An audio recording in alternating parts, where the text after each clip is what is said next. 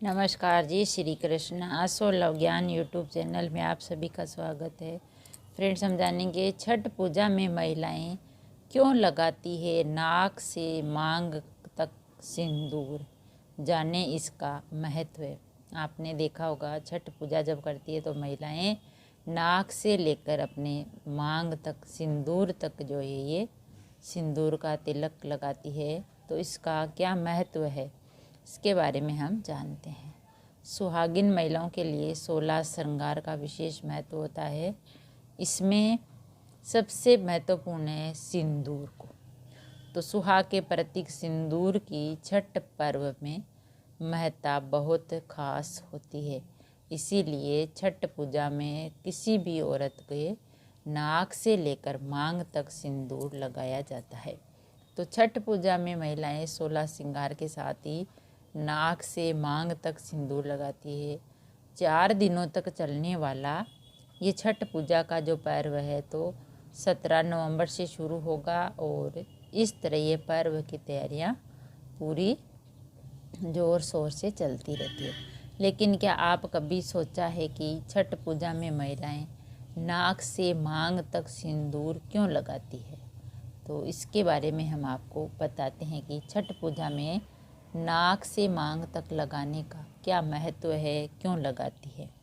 सिंदूर की मान्यता।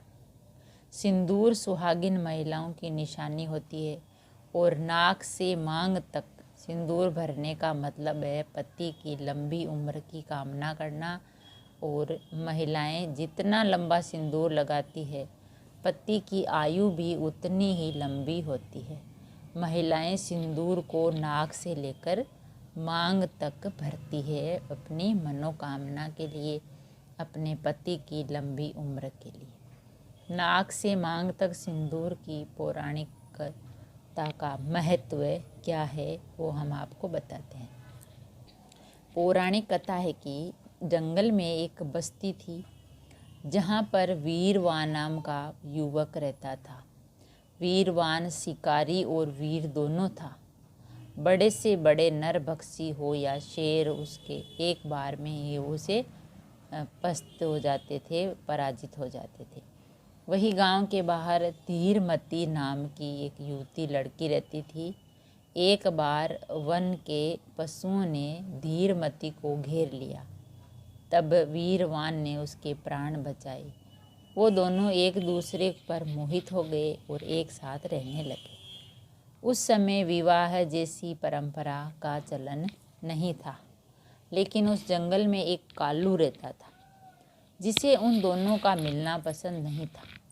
एक दिन वीरवान और धीरमती जंगल पर काफ़ी अंदर चले गए। जंगल में जब उन्हें कोई शिकार नहीं मिला तो दोनों को प्यास लगी। तब वीरवान जल की खोज में निकला। इधर धीरमती का इंतजार कर रही थी। कालू को अच्छा मौका मिल गया और उसने वीरवान को अकेले में देखकर हमला कर दिया और उसे घायल कर दिया। उसकी गूंज सुनते ही धीरमती दौड़ी आई।